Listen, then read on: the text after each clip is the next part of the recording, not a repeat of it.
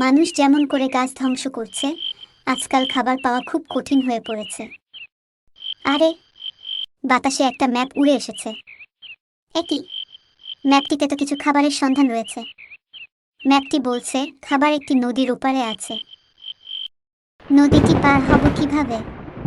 বৃষ্টি যে ভাঙা। এই ব্রিজটার জন্য আমরা নদীর উপারের খাবার খেতে যেতে পারি না জিজি। তাহলে চলো, আজকেই আমরা এটাকে মেরামত করি। অহ, কি কষ্ট তাই না হলো ব্রিজটা মেরামত করতে। বন্ধুরা চলো ওপারে যাই। আহা, এপারটা যে এত সুন্দর, ব্রিজটা না ঠিক করলে জানতেই পারতাম না। ম্যাপটা বলছে সামনেই খাবার আছে। ওই দেখো, আম গাছ। তাহলে ম্যাপটা কি এই আম গাছটার পথেই দেখাচ্ছিল তোমায়? হয়তো।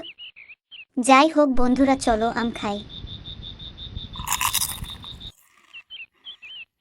বন্ধুরা, সকলে মিলেমিশে কাজ করা আর ভাগাভাগি করে খাবার ভিতর আনন্দ রয়েছে। তোমরা ভালো থেকো। আমি জিজি আজকের মতো চললাম।